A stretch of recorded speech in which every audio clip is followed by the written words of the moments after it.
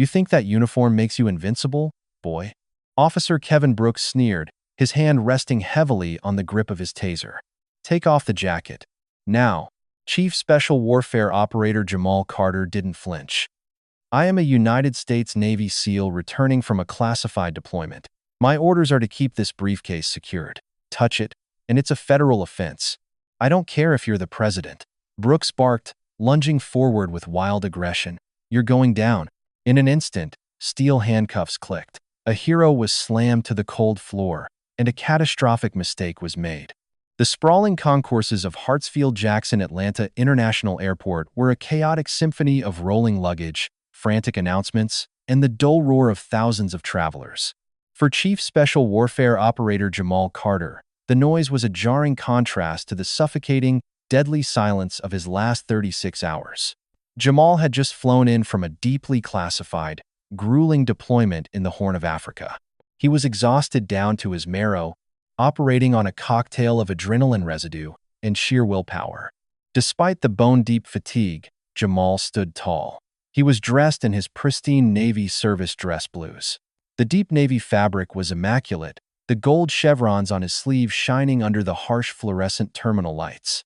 Pinned precisely above his left breast pocket was a stack of ribbons that told a story of unimaginable sacrifice and valor. The Silver Star, the Bronze Star, with a V device for valor, the Purple Heart, and atop them all, the Golden Special Warfare Trident, the coveted SEAL pin. He was 32 years old, a black man from the south side of Chicago who had fought tooth and nail to become part of the Naval Special Warfare Development Group, commonly known as DevGru or SEAL Team 6. Attached to his left wrist by a discreet, heavy-duty steel cable was a black Pelican briefcase. Inside were debriefing hard drives meant only for the eyes of the Joint Chiefs at the Pentagon. His orders were absolute. The case does not leave his person until he reaches the secure facility in Washington, D.C. He was currently waiting out a 3-hour layover for his connecting flight to Reagan National. Across the terminal, standing near a security checkpoint, was Airport Police Officer Kevin Brooks. Brooks was a man whose ambition vastly outpaced his competence. He had washed out of the State Police Academy years ago and had settled for airport security, a badge he wielded like a king's scepter. Brooks was notorious among his colleagues for his aggressive profiling, his short temper, and his desperate need to assert dominance over anyone he deemed beneath him. He had a stack of civilian complaints for excessive force, all conveniently buried by his drinking buddy and superior, Sergeant Miller. Brooks's eyes locked onto Jamal. In Brooks's prejudiced, narrow mind, the image didn't compute. He saw a young black man wearing an officer-level array of medals, standing with an aura of absolute confidence. Brooks had spent hours watching stolen valor videos online, and his ego immediately convinced him that Jamal was a fraud. Nobody that young, and certainly nobody who looked like Jamal, in Brooks' biased estimation, could possibly have earned a Silver Star and a SEAL Trident. Look at this clown, Brooks muttered to his rookie partner, Officer Davies. Stolen valor. Probably bought those ribbons at a surplus store to get free drinks in the Delta Sky Club. I don't know, Brooks, Davies replied nervously, noting Jamal's impeccable posture and the hard, disciplined set of his jaw. He looks pretty legit to me. I wouldn't mess with him. Watch and learn, kid, Brooks smirked, adjusting his duty belt, puffing out his chest, and beginning a slow, predatory walk across the gleaming terrazzo floor. Brooks didn't know it yet, but every step he took toward Jamal Carter was a step toward the total annihilation of his own life. Jamal was mentally reciting breathing exercises, trying to lower his heart rate, when he saw the airport cop approaching in his peripheral vision. Years of surviving ambushes in hostile territory had honed Jamal's situational awareness to a supernatural degree. He registered the aggressive swagger, the hand resting dangerously close to a weapon, and the hostile stare. Jamal sighed internally. Not today, please, just let me get home. Excuse me. You, Brooks snapped, stopping 3 feet from Jamal. He didn't offer a greeting, just a look of pure contempt. Can I help you, officer? Jamal asked, his voice calm, deep, and perfectly measured. Yeah, you can start by handing over your military ID, Brooks demanded, crossing his arms, if you even have one. Jamal didn't react to the provocation. He reached into his inner jacket pocket with slow, deliberate movements, ensuring he didn't startle the aggressive officer. He pulled out his Common Access Card, CAC, and held it out. Brooks snatched it, squinting at it as if trying to find a hidden flaw. He rubbed his thumb over the chip, sneering. Jamal Carter, E8, Senior Chief. You expect me to believe you earned all this hardware? A Silver Star? You look like you belong in a street gang, not the Navy SEALs. It was a blatant, racist microaggression designed to elicit a reaction. Jamal's eyes, cold and dark, locked onto Brooks. In his mind, he evaluated the threat. Brooks was undisciplined, overweight, and acting on emotion. Jamal could break his arm in 3 places before the officer even unholstered his taser. But Jamal was a professional. He represented the United States Navy. The ID is government-issued, officer. If you have a scanner, you can verify it. Now, if we are done, I have a flight to catch, Jamal said, reaching out to take his card back. Brooks pulled the card away. We're not done. I've seen guys like you buying uniforms online. It's a federal crime to impersonate a military officer, boy. I am an enlisted senior chief, not an officer, and my credentials are valid, Jamal replied, his voice dropping an octave, carrying the terrifying calm of a predator warning off a scavenger. Return my property. A small crowd of travelers had begun to notice the altercation. People were pausing, pulling out their smartphones. Brooks noticed the audience and his ego flared. He couldn't back down now. He had to show the crowd who was in charge. Brooks' eyes darted to the black Pelican case attached to Jamal's wrist. What's in the box? You trafficking something under that fake uniform? That is a secure diplomatic pouch. It contains classified United States government property, Jamal stated firmly. It is not subject to search without a federal warrant and authorization from the Department of Defense. Title 18, U.S. Code. I am the law in this airport, Brooks shouted, stepping into Jamal's personal space. Open the case, or I'm taking you in for suspicion of terrorism. Officer, Jamal said, his voice ringing out clearly so the recording phones could pick it up. I am giving you a lawful warning. Do not touch me, and do not attempt to confiscate this case. You are stepping wildly outside of your jurisdiction. Jurisdiction this, Brooks snarled and lunged. Brooks reached violently for the briefcase. Jamal, operating purely on muscle memory, stepped off the center line. It was a minimal, flawless evasion. Brooks' hand grasped only empty air, and the officer stumbled forward, his momentum making him look foolish. The crowd gasped. A few people chuckled. Humiliated and enraged, Brooks completely lost his mind. Resisting arrest, he screamed. He unclipped his baton and swung it wildly at Jamal's arm. Jamal could have easily intercepted the strike and incapacitated Brooks.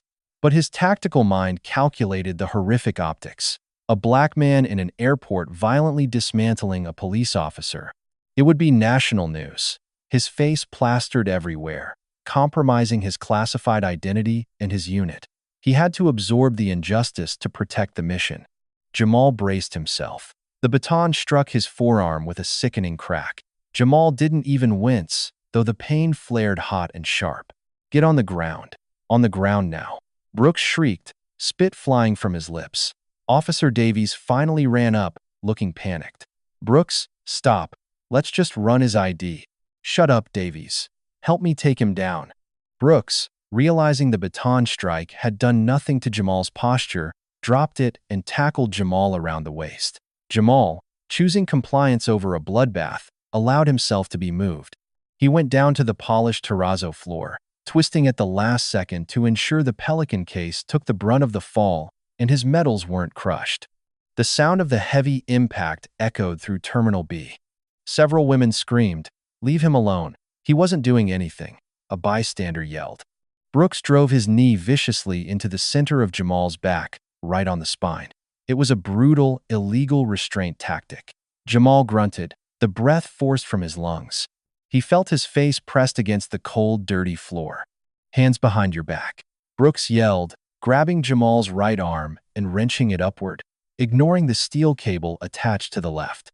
With brutal force, Brooks managed to slap a pair of steel handcuffs onto Jamal's right wrist, then yanked the left wrist over. forcing the steel cable of the briefcase to bite into Jamal's skin as he locked the cuffs. "You're going to jail for a long time, fake hero," Brooks whispered maliciously into Jamal's ear, panting from the exertion. "You," Jamal whispered back, his voice eerily calm despite the crushing weight on his spine, "have just made the biggest mistake of your pathetic life." Brooks yanked Jamal to his feet by the handcuffs, a move designed to dislocate shoulders. Jamal's iron-hard muscles absorbed the torque. His pristine dress blues were now scuffed and dusty. A thin line of blood trickled from a scrape on his forehead. The crowd was in an uproar. At least 20 people were recording. "I got it all on video," a teenager shouted. "You assaulted him. Back off. Police business. Anyone interferes, you're getting arrested too." Brooks pointed a shaking finger at the crowd. He shoved Jamal forward. "Walk, tough guy. Let's see how brave you are in a cell." Jamal walked. He walked with his head held high, his posture unbroken, the pelican case dangling awkwardly from his cuffed wrists. He wasn't looking at Brooks. He was looking at the future, knowing with absolute certainty the tsunami of hellfire that was about to descend upon Hartsfield-Jackson Airport. They marched Jamal down a stark, fluorescent-lit service corridor into the bowels of the airport police precinct. Brooks shoved Jamal into a holding room, forcing him onto a steel bench. Sergeant Miller, a heavy-set man with a permanent scowl, walked in, sipping a coffee. He looked at Jamal, then at Brooks. "What do we have here, Brooks? Looks like you caught a live one." "Stolen valor, Sarge," Brooks said, puffing his chest out. "Refused to show ID, resisted search, assaulted an officer, claimed he was transporting classified documents." Brooks let out a loud, mocking laugh. Miller looked at Jamal's uniform, noting the precision of the ribbons and the trident. A flicker of doubt crossed his face, but he quickly buried it to protect his guy. "All right. Strip him of his personal effects. Book him." "I need his wrists uncuffed to get the jacket off," Brooks said.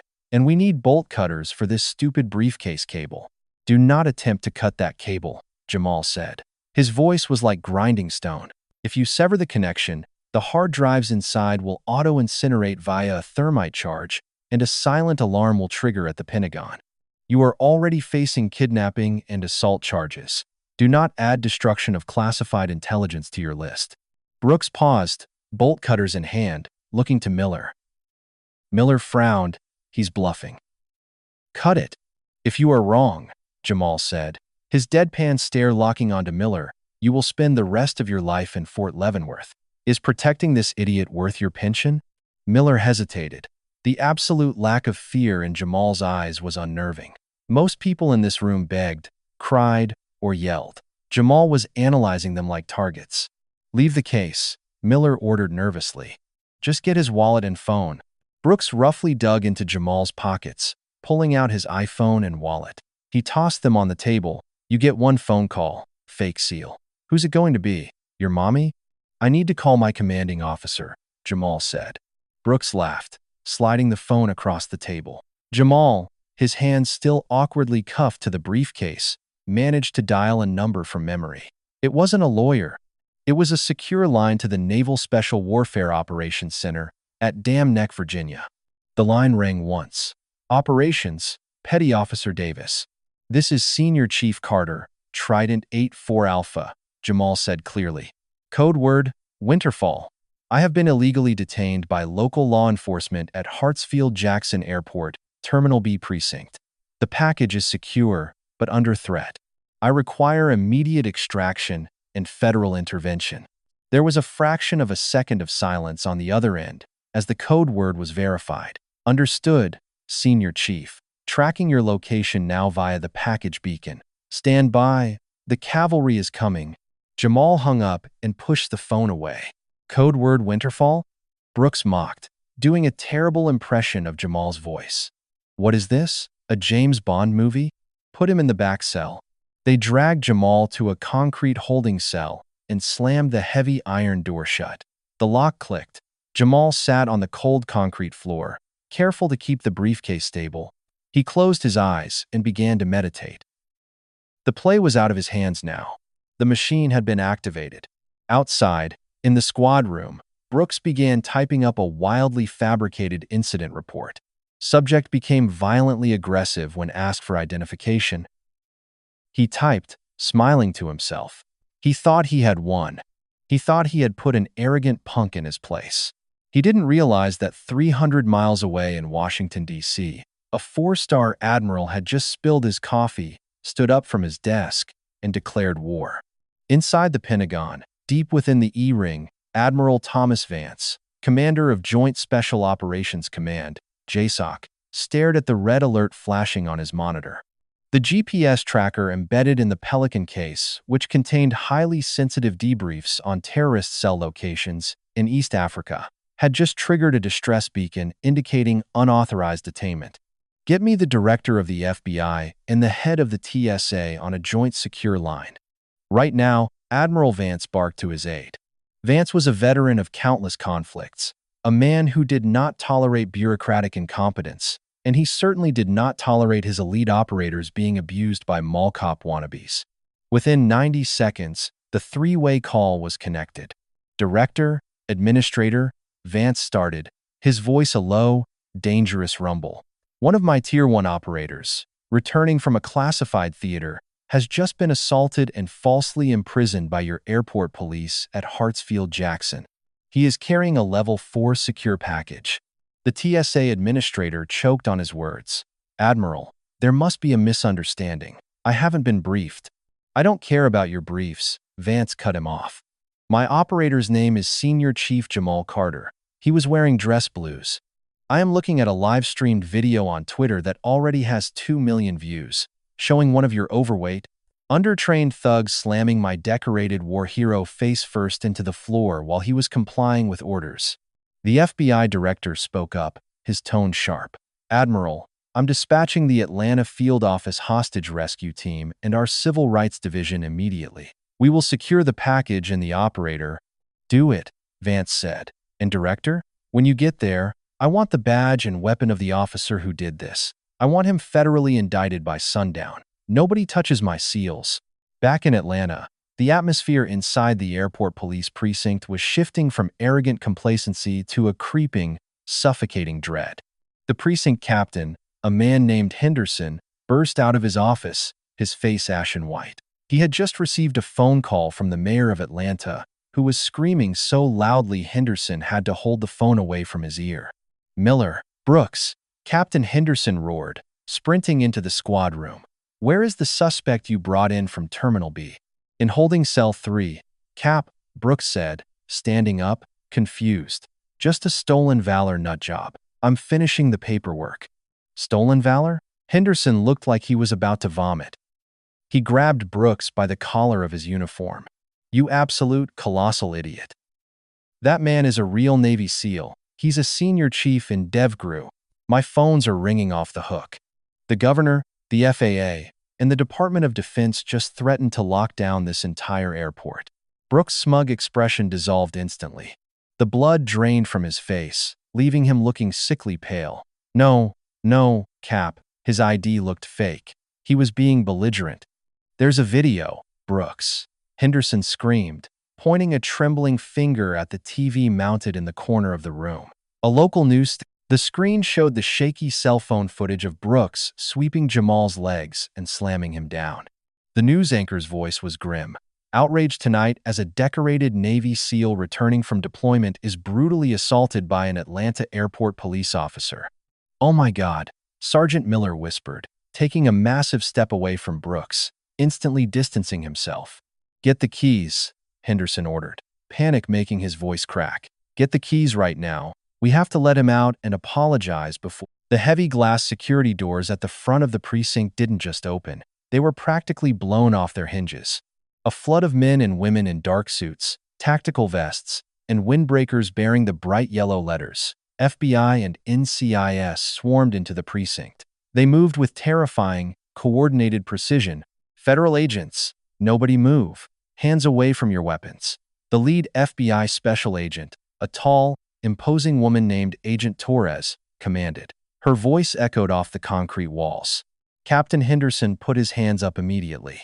Agents, please, we were just about to rectify the situation.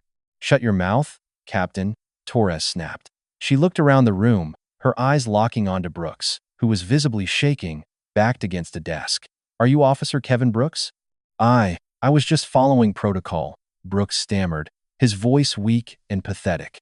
The tough guy persona had completely evaporated. "Your protocol is a federal crime," Torres said coldly. She signaled to two massive FBI tactical agents. "Secure him."